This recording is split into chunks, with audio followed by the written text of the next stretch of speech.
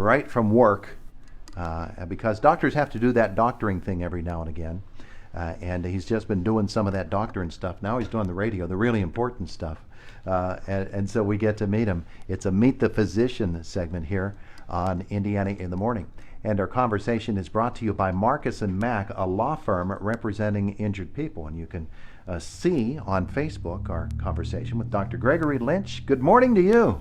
Good morning. How tired are you from that run over from the hospital? I feel great.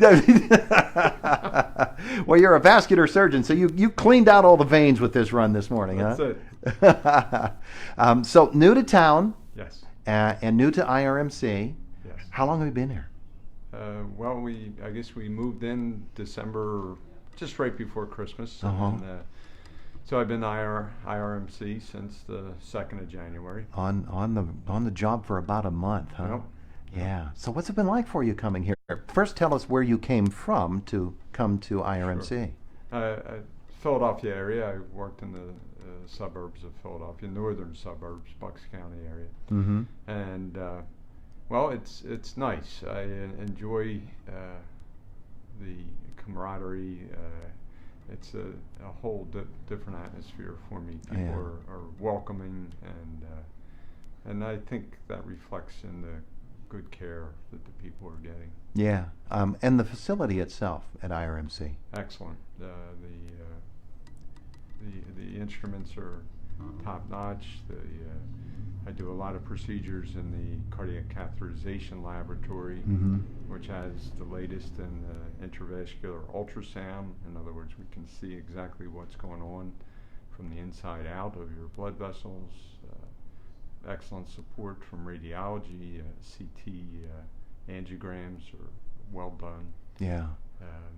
Probably in communities of this size, there are not that many facilities of that quality. Correct. I would say that I've been very happy to see that what I have to work with is much better than from where I came from. Yeah. So let's get into what it is that you actually do. You're working out of the wound center, Yes. number one. Yes. Yeah. Now, the reason as a vascular surgeon, I always stayed in touch with the wound center is because there's a lot of decision making that occurs when someone has a wound. Is it due to lack of blood flow, Mm-hmm. or is it due to vein congestion, or is it due to their diabetic neuropathy? In other words, they don't feel their sensation results in ulceration. Yeah. So many times it's a combination of all, and therefore the treatment has to be specific and as well as collaborative. So you fix the artery vein, Mm-hmm. the wound, you don't ignore it. You're not done until it's completely healed. Yeah, you probably have to get into a lot of different areas that people might not really say. That's where we need a vascular surgeon, because it takes some detective work to do what you do. You do. Yes, yeah. And many times when you see a vascular surgeon, it doesn't mean you need surgery. Mm-hmm. For the most part, we try and instruct people in how to live better with the vessels they got. Number one, tobacco. Oh yeah. It undermines almost everything we do, and as a result, we spend a lot of time counseling about getting rid of it. Yeah. Now, we know it's an addiction and it takes time, but we generally don't want to jump into a surgical or stent procedure Mm-hmm. in people that are actively smoking. So we will take the time to work. There are probably a lot of people who smoke or who have been around smokers who don't really realize that that can be one of the real dangerous side effects of smoking. We think of lung cancer as the number one problem of smoking, Yeah. but this is really an insidious one, isn't it? It is. And again, with abdominal aortic aneurysms, we know we have direct scientific evidence that active tobacco smoking results in increased growths of aneurysm, which would result in the need for surgery, if not elective or emergency surgery. Yeah. And it also results in increased rupture of aneurysms. Mm. So Same with stenosis of the carotid arteries, which results in increased strokes. Oh, yeah. Yeah, so there you go again. There's plenty of work for a guy in your line of work, isn't there? Talk, if you would, a little bit about diabetes, because I would bet that you have a lot of involvement with folks who have diabetic concerns. Yes, diabetes in terms of the arterial supply, it is a whole different geographic distribution of disease. For the most part, the diabetics get attacked below the knee. Mm-hmm. The vessels are smaller. Generally, the arterial vessels going to the diabetic foot are not much bigger than the coronary vessels going to the heart. So as a result, a lot of what we do on the bigger vessels, we cannot do on the smaller vessels. Mm-hmm. But again, we can still attempt angioplasty to increase blood flow, and Mm-hmm. we can bypass them as well. But the trick is to keep that hemoglobin A1C, which is the long-term measure of your diabetes management. You want to keep that down around 6 Uh-huh. to eliminate the formation of these problems. Yeah, it's interesting the way that you speak about it, because I don't have diabetes. Diabetes doesn't run in the family. I don't know some of the terms that you might use when discussing diabetes, but the people who have it and have been around it for a while, they know exactly what you're talking about. And so this speaks directly to them. Same way with smoking. I don't smoke and I never have, so I don't think of some of these things. But then the people who are involved in it, they're the ones who know, I know what he's talking about. Maybe this is something for me. And that really talks a little bit about what it is that you do and how it is that you can help people that might not even know that a vascular surgeon might be just the person to see. Yeah, I think in the past people would say, oh, I don't walk too much, I must be getting old. Well, there is no age on walking. In other words, we should all be walking all the time. Mm-hmm. And if you're having pain in the legs, that needs to be evaluated. And what I say to my diabetic patients, any doctor's office you walk into, just take your shoes off. Yeah. And that way everybody's always looking at your feet, so we stay ahead of the game. We don't want to wait until you have a problem.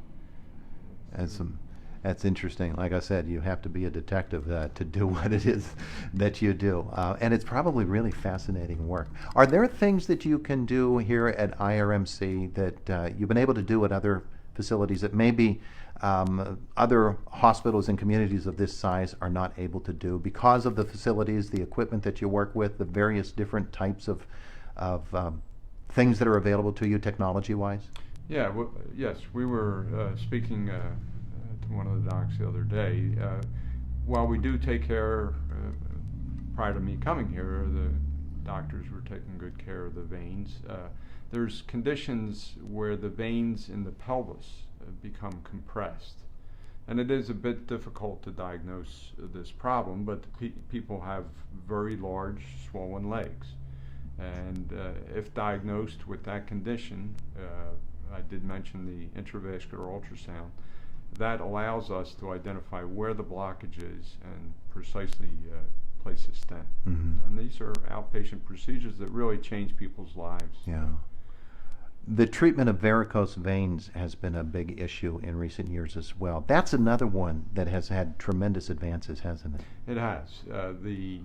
Again, varicose veins, I'm sure many of our listeners here have had pregnancies and all of a sudden they have varicose veins. Mm-hmm. That's not necessarily pathologic in and of itself. But if you are in any way limiting your activity due to pain in the leg and you have varicose veins, then we need to investigate further. And there are many non-invasive procedures that can be done. But again, in addition to those procedures, elastic stockings, which everyone hates, still work, and we strongly support that as well. Yeah, absolutely. Dr. Gregory Lynch is with us today, vascular surgeon, new to the Indiana Regional Medical Center, only on the job for a month. So what's the community been like for you, getting around in this area compared to where you were living?